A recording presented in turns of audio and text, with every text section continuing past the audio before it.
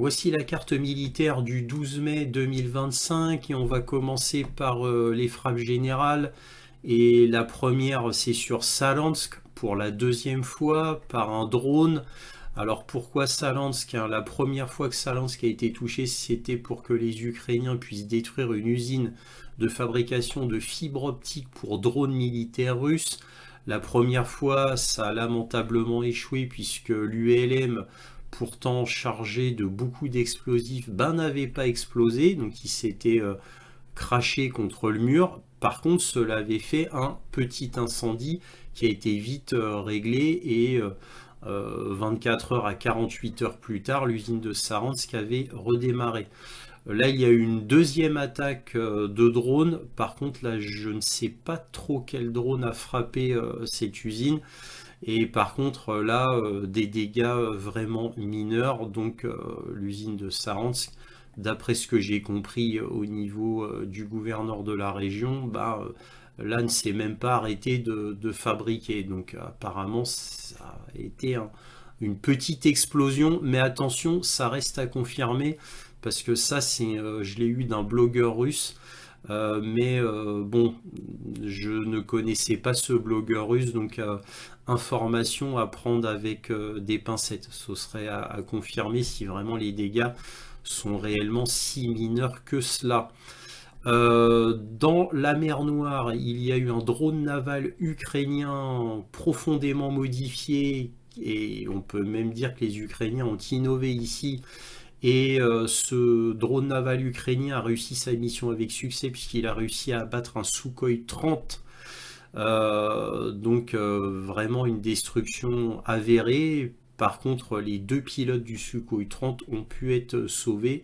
Ils sont donc indemnes. En tous les cas, il faut souligner que cette mission vraiment spéciale a été réalisée avec succès par les Ukrainiens. Très bien joué, très bonne idée de la part des Ukrainiens de mettre des missiles sol-air sur leur drone naval. Bon, cela dit, voilà, c'est qu'un Sukhoi 30 qui a été abattu. Bon, c'est toujours ça, mais les pilotes sont indemnes. Par contre, il y a eu d'autres attaques de drones navals, cette fois classiques, qui voulaient s'approcher de Novorossiysk, le fameux port, et tous les drones navals ont été détruits. Maintenant, le front directement sur Kherson, eh bien, la frayeur de la semaine dernière des Ukrainiens avec tout plein de bateaux. Ils disent qu'il y aurait 300 bateaux, ben, on les attend toujours. Je n'ai vu aucune photo des blogueurs russes de ces bateaux-là. Par contre, tout le monde est d'accord pour dire qu'il y a une accumulation de force ici. Donc voilà, comme vous pouvez le voir dans cette zone verte, il y a une accumulation de force, ce qui laisse présager quand même un plan russe pour traverser le Dniepr, même si ça va être très difficile, parce que traverser un fleuve qui est si large, c'est très difficile, et vous vous doutez bien que les Ukrainiens vont les attendre, bien évidemment. Donc je suppose qu'ils vont d'abord bombarder la zone copieusement, missiles, drones, artillerie, avant de faire un débarquement de l'autre côté du Dniepr. Nous verrons bien. Sur Zaporojye, rien de nouveau. Évidemment, là où il se passe le plus de trucs, c'est sur Donetsk. Alors là, j'ai entouré d'une couleur kaki d'anciennes villes prises par les Russes parce que pendant des mois et des mois, pour pas dire plus d'un an, voire 2 ans, on en parlait. Donc Kourakove, hein, voilà, juste pour mémoire, hein, pour se souvenir que c'était très chaud ici. Et Ougledar, évidemment, la fameuse forteresse qui était considérée comme invincible et invulnérable par les Ukrainiens. Pendant 3 ans, elle avait... Pardon, pendant 2 ans, elle avait résisté. Ougledar, hein, voilà. Et Kourakove, pourquoi Kourakove? Parce que c'est là surtout qu'il y avait les canons César qui ont frappé Donetsk, uniquement des civils pendant si longtemps, et je vous le rappelais à chaque semaine. Donc je l'ai entouré d'un trait vert kaki afin de se souvenir de Kourakove et d'Ougledar. Surtout qu'à Ougledar, Au début, les Russes ont eu beaucoup de pertes, hein. Ils faisaient des assauts mal préparés, avec des tanks en file indienne, etc. Donc là, les Russes ont pris cher autour d'Ougledar.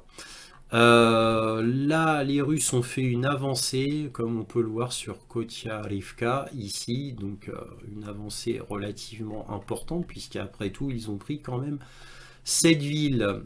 Oudachny, il ne s'est rien passé sur Paklovsk. Et bien sûr, Paklovsk, sur la longueur ici de la ligne de front, pas grand-chose, mais regardez un peu le saillant qui vient d'être fait par les Russes. Les Russes ont avancé, ils ont fait un pic comme ça, ils ont chargé. On va voir s'ils tiennent, hein, parce que bon, c'est pas le tout de charger et d'aller en avant sur Paklovsk. Maintenant, faut tenir. Cela dit, quand les Russes font ça, c'est quand il y a presque plus de défense, hein. Donc, sinon, ils ne se seraient jamais permis cela. Donc là, ça commence à être très difficile pour Paklovsk.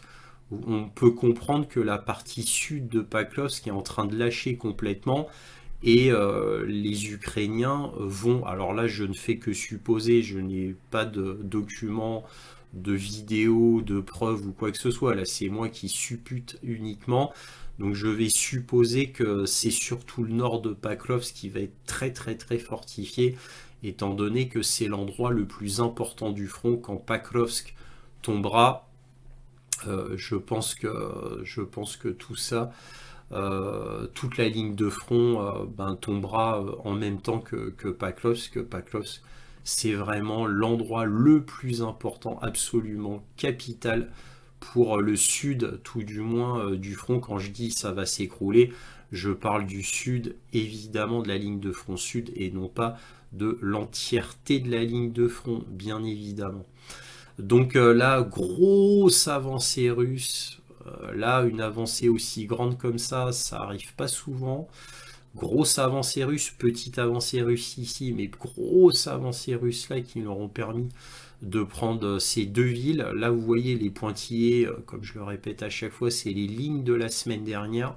Donc là, grosse avancée russe. Toretsk, il ne s'est rien passé depuis la charge ici des Russes, qui n'est pas sans rappeler celle de Paklovsk que l'on vient de voir.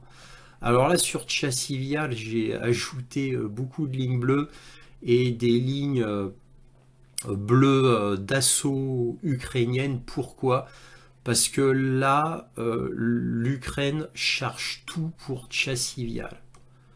C'est presque à se demander si tout d'un coup ils se disent bon bah Paklovsk c'est foutu, Tchassivial maintenant on se concentre sur Tchassivial. Alors depuis 2 ans et demi, je vous rappelle que Tchassivial, et toutes les semaines je vous le dis, hein, que c'est le plus grand verrou stratégique, mais pour moi c'est Paklovsk l'endroit le plus important, puisque c'est le plus grand nœud logistique du front. C'est pas un verrou stratégique. Tchassiviar, c'est le plus grand verrou stratégique qui permet ensuite d'aller sur Kostiatinivka et surtout Kramatorsk. Surtout Kramatorsk. Et donc là, il y a une accumulation folle de troupes ukrainiennes ici pour protéger Tchassiviar. Et non pas Paklovsk. J'avoue, là, je comprends pas très bien.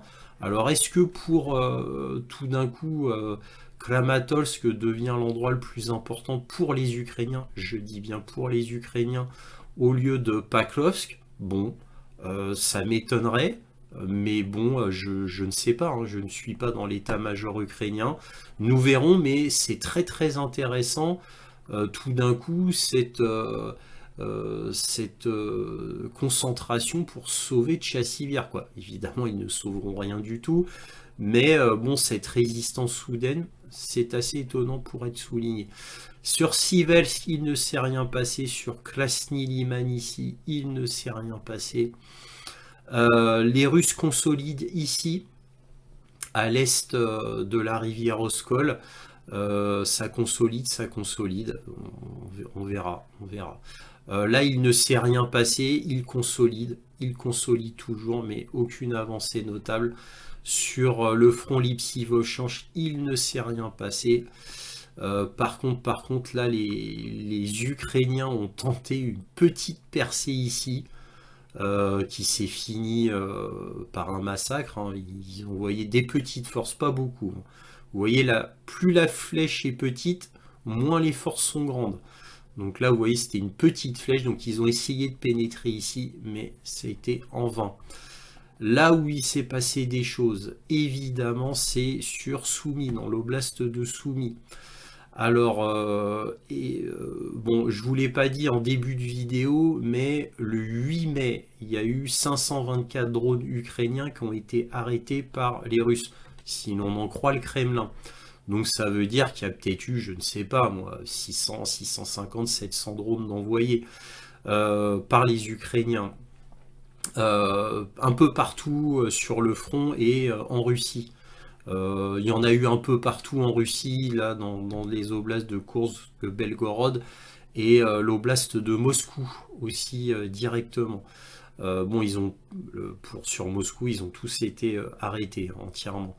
Mais les Ukrainiens ont fait ça le 8 mai après-midi jusqu'au 8 mai soir et un tout petit peu le 9 mai au matin, du style 2h, 3h du matin au 9 mai. Il y a eu beaucoup d'attaques, principalement de drones, quelques missiles, mais surtout des drones. Donc ils ont voulu faire ça, bien évidemment, pour gâcher la parade du 9 mai. Évidemment, ça a été fait exprès. Le fait qu'il y ait des attaques aussi massives par les Ukrainiens le 8 mai et le 9 mai, un petit peu du 9 mai, c'était pour gâcher évidemment la parade, le défilé. Bon, ça n'a pas fonctionné.